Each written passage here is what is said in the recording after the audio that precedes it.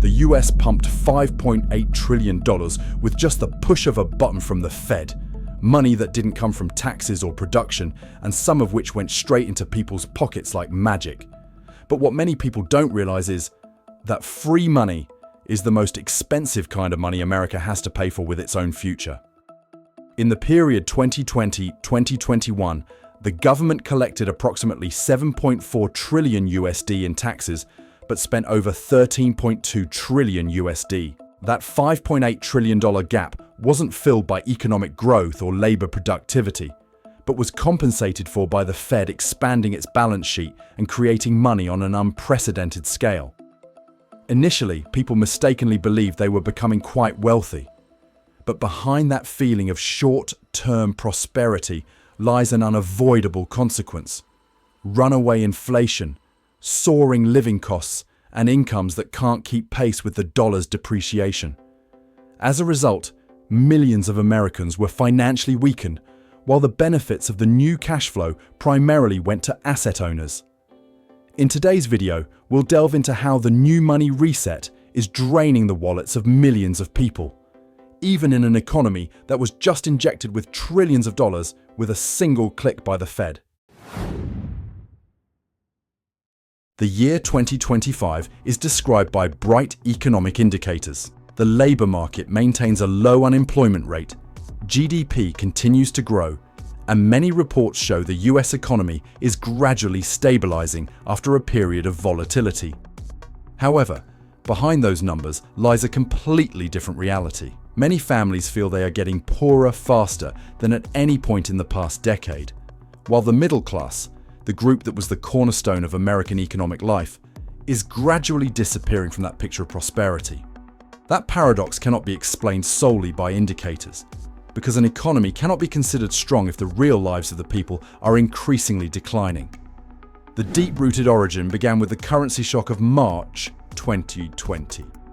When the pandemic brought the economy to a standstill, the Fed implemented a quantitative easing (QE) program, injecting trillions of dollars into the market to save the financial system and stimulate consumption. The creation of a large amount of new money in a short period of time has led to a sharp increase in financial assets and a boom in consumption, but has not resulted in a corresponding increase in workers' incomes. From that moment on, the United States entered a new price level, the consequences of which lasted until 2025. When money is injected into the economy too quickly, the prices of goods, services, and real estate accelerate far beyond wage growth.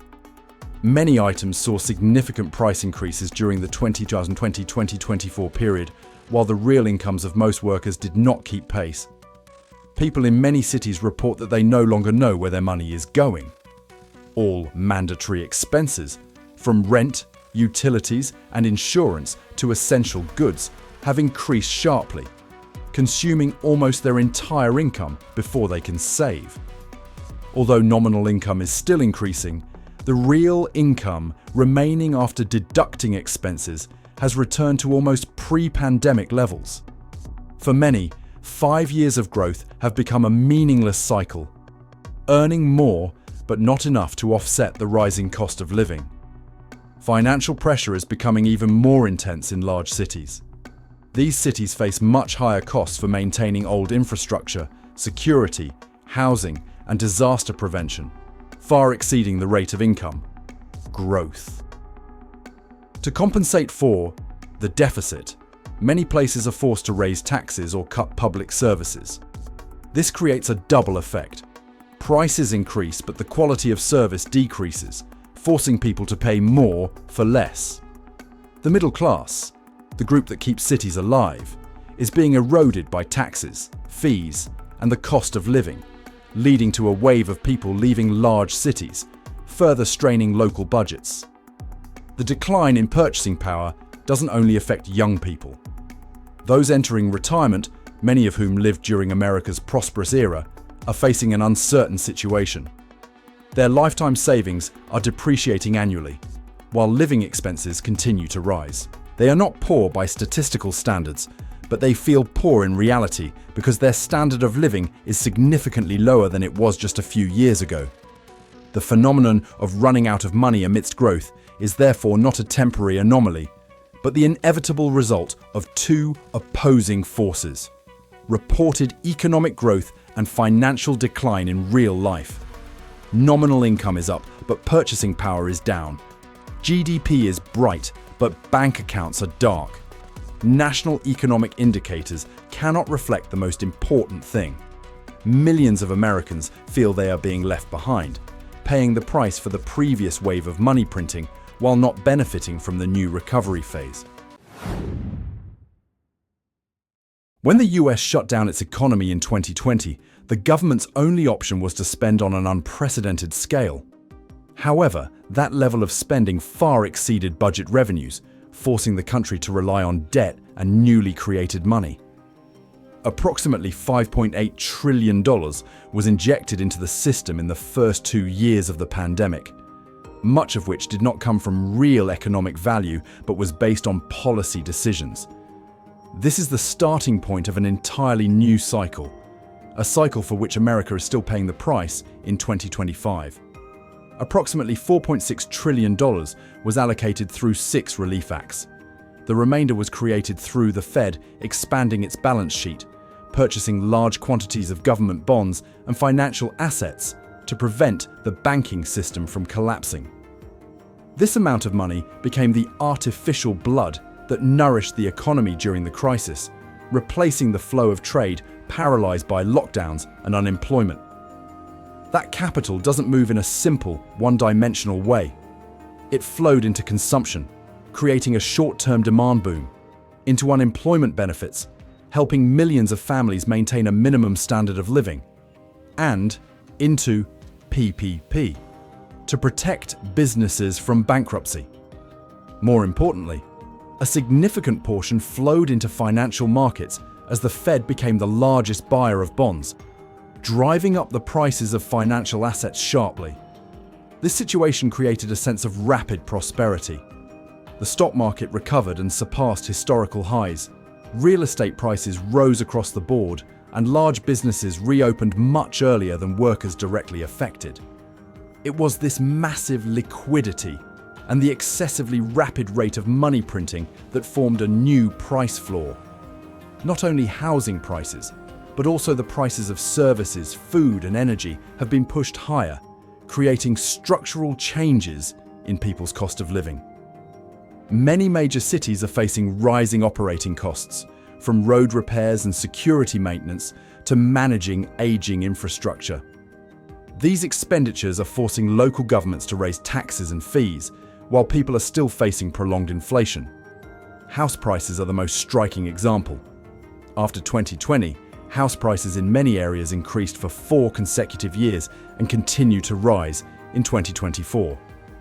The dream of homeownership, a symbol of the American middle class, thus became more distant for many families, especially those trying to transition from renting to owning.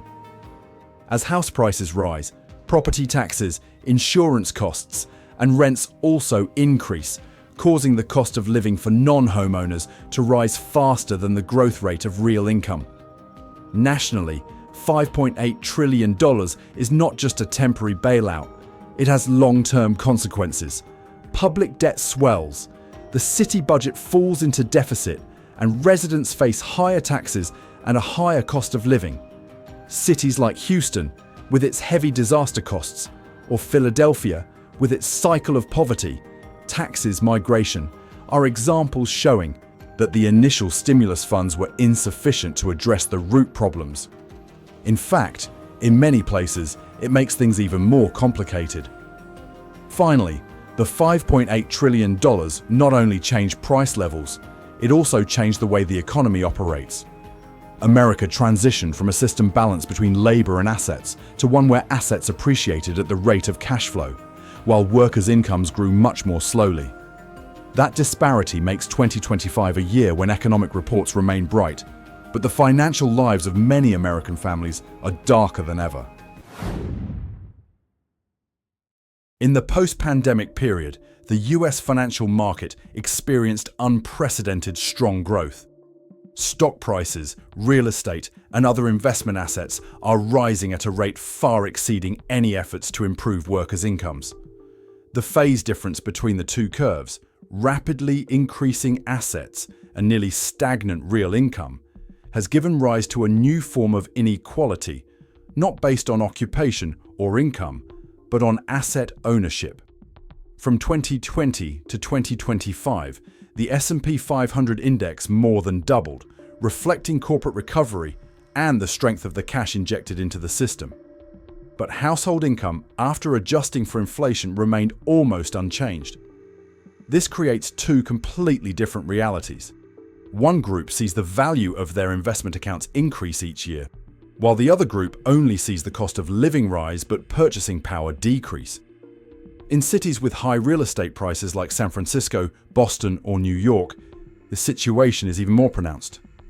House prices and rents are soaring, local taxes and service costs are rising rapidly, but middle-class incomes are not keeping pace. Families who were once able to maintain a stable standard of living in these cities are now forced to leave, as housing costs alone consume a large portion of their income.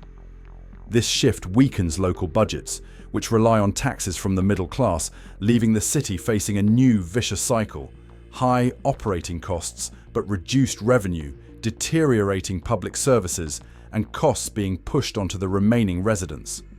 Profits from rising asset prices are almost entirely concentrated in the group that already own the assets. Conversely, the cost burden falls on those who have no assets or have to rent. This relationship is widening the divide between the two groups, one benefiting from financial and real estate markets, while the other faces higher living costs without a corresponding increase in income. For many people who don't own assets, the growth of the stock market doesn't bring any positive changes to their lives. They feel like they are on the sidelines, watching the wealth of asset holders grow but unable to find a place in a system driven by the very price increases of those assets. This is why positive economic indicators are not enough to build confidence. When assets increase, but the cost of living and taxes are also rising, most people only see the gap in living standards and the ability to accumulate wealth growing wider. The result is the formation of a new form of social stratification. It's not based on salary, occupation, or education level, but on whether a person enters the post-pandemic phase with a large enough stock portfolio, real estate, or savings. After 2020, the United States shifted from a workers' economy to an economy where assets, not jobs, determine the future. After more than 2 years of shrinking its balance sheet to withdraw the amount of money injected into the economy during the pandemic, the Fed entered late 2025 with a landmark decision, ending quantitative tightening, QT. Previously, the pace of balance sheet asset reduction was adjusted from $60 billion to approximately $25 billion per month, indicating a clear slowdown trend and paving the way for a complete halt to QT. The reason for this turnaround lies in the sharp decline in bank reserves. The long-term withdrawal of assets has pushed the reserves in the system toward a low threshold, a level that the Fed considers no longer abundant for ensuring safety.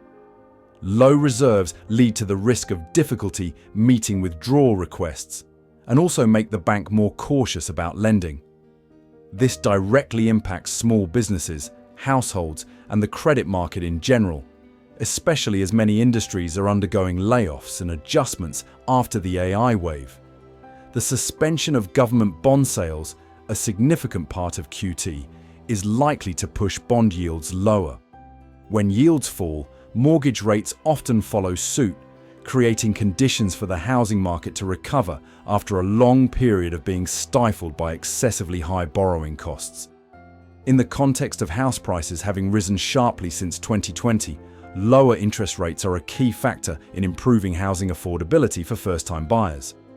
However, monetary easing policies often bring with them a familiar consequence. Asset prices tend to rise faster than workers' incomes. Those who own stocks, real estate, or investment assets often benefit from this cycle, while those with average incomes face continued rising prices. Therefore, each Fed pivot is often accompanied by the question of whether the market recovery will become a new burden for those who lack assets to offset the rising cost of living. The shift to a new monetary cycle, therefore, becomes a major question for American society. It could create breathing room for the credit market, support growth, and make it easier for businesses to access capital. But it could also be the next round of increased costs for those who have lost most of their purchasing power over the past 4 years.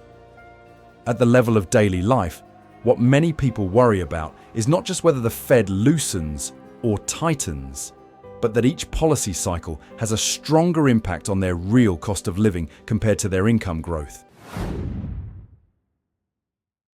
In the economic report, inflation in the US seems to be under control.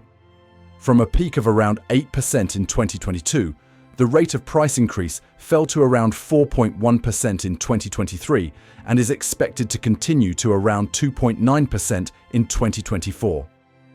However, at the grassroots level, people do not feel a corresponding recovery. Household purchasing power remains significantly weaker than before the pandemic, and the cost of living in most areas is still much higher than the ability to improve income. Although median household income in 2024 has increased nominally, this increase has not outpaced the new price level. After adjusting for inflation, household real income has only returned to near 2019 levels. This shows that the benefits of economic growth during the recovery phase are not evenly distributed, especially for those who rely on fixed incomes or have their savings eroded by constantly rising living costs. The problem isn't just the inflation rate, but the fact that the price level has been reset. When the index slows down, prices don't decrease, but only increase more slowly. The cost of food, healthcare, housing, and energy remains high, making many families feel like they are maintaining the same standard of living but with less money. This is precisely why inflation is decreasing, but life is still under heavy pressure. Even more concerning is the lasting psychological impact of the price escalation phase. Many people are realizing that salaries and savings, the two traditional financial pillars of the middle class, haven't been able to withstand the price shock over the past 4 years. This erodes confidence in the currency's ability to retain its value over time. Therefore, the greatest enemy of the current period is not just inflation in the traditional sense. The deeper danger lies in the loss of faith in the economic and monetary system. Faith in the dollar's ability to hold its value. Faith that income can protect living standards. And faith that the economic rules they once understood still apply. When confidence declines, the economy enters a state of instability that conventional policy tools find very difficult to reverse. By the end of 2025, the US labor market will experience its biggest shock in over 2 decades. In October alone, over 150,000 jobs were cut, marking the highest level of layoffs since the early 2000s. The noteworthy point isn't just the numbers, but the reason behind them. Many companies cite AI, automation, and restructuring as the basis for their decision to cut staff. This change is no longer limited to a specific industry. The technology, logistics, and media sectors, which once created millions of stable jobs, are all seeing tens of thousands of positions replaced by software, automated systems, or shifted to lower-cost labor markets. What was once considered technological innovation is now becoming a wave of large-scale labor displacement. The situation of job losses or reduced working hours is becoming more severe against the backdrop of persistently high living costs. Financial pressure is increasing as workers face housing, insurance, healthcare, and food costs that have remained at a new level for many years. Their financial buffer, already eroded by inflation, is insufficient to absorb additional income shocks. At the same time, workers' ability to negotiate salaries has significantly weakened. As businesses prioritize AI, automation, and outsourcing, the remaining positions become more competitive. Recruitment is no longer based on long-term stability criteria, but on optimal cost. This creates a vicious cycle: stagnant wages, rising living costs, and increasingly limited opportunities to improve income. In summary, The US job market is no longer like the long-term stability model that existed for decades. It has transitioned into a state of permanent uncertainty, where technology, costs, and the speed of structural industry changes always outpace the adaptability of workers. And in that state, it's precisely those who have spent their entire lives working to build this economy who are most at risk.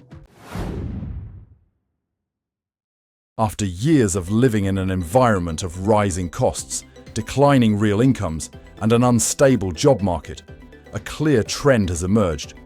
More and more Americans are shifting into a defensive financial stance. This is not a voluntary choice, but a natural reaction when traditional safety nets, wages, bank savings, stable jobs, are no longer sufficient to withstand the fluctuations created by the economy.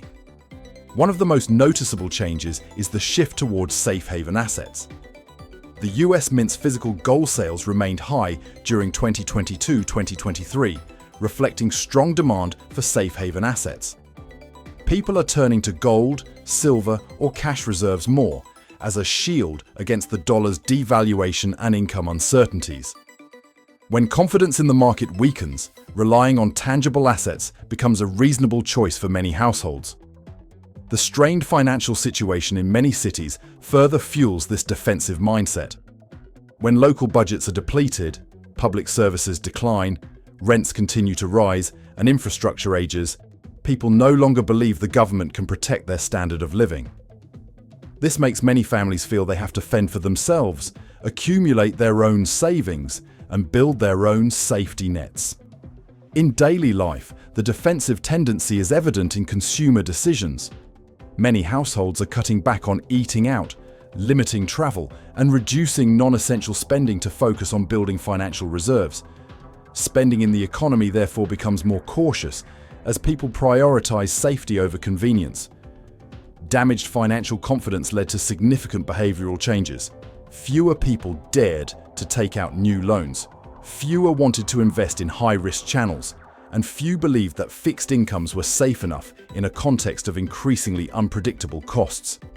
Living defensively is not just a habit, but has become the default state, where keeping what you have is more important than trying to expand. Therefore, survival defense does not mean withdrawing. It reflects a process of transition, from relying on the stability of the system to equipping oneself with the knowledge and resources to survive in a new economic cycle, where the familiar rules of the past no longer guarantee safety as they were once believed to. After all the upheavals of the past 5 years, one undeniable truth remains. America is emerging from the pandemic phase, but has not truly entered a period of stability. The bright figures in the economic report cannot mask the widespread sense of unease in daily life.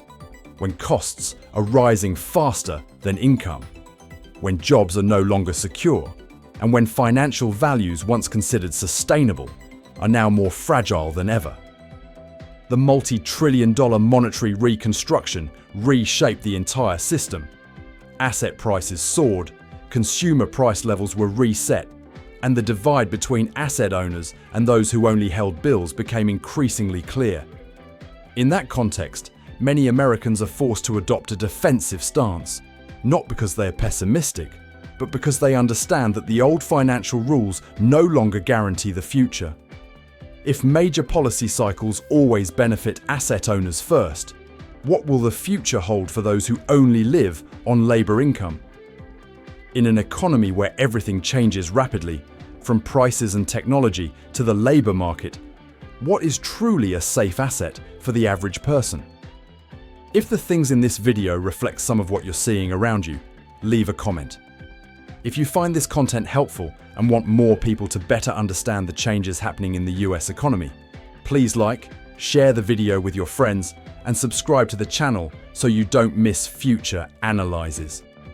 Your support helps us continue to deliver higher quality, more honest, and more helpful content in the future. The content in this video is for informational and general analysis purposes only, based on public data, official reports, and sources considered reliable at the time of production. All statements, assessments, and opinions presented are not financial, investment, legal, or tax advice. Viewers should consider their personal circumstances, conduct independent research, or consult with a qualified professional before making any financial or investment decisions. All information about the market, policies, or economic trends can change over time. We do not guarantee the absolute accuracy, completeness, or continuous updating of the data, and are not responsible for any direct or indirect losses arising from the use of the content in this video.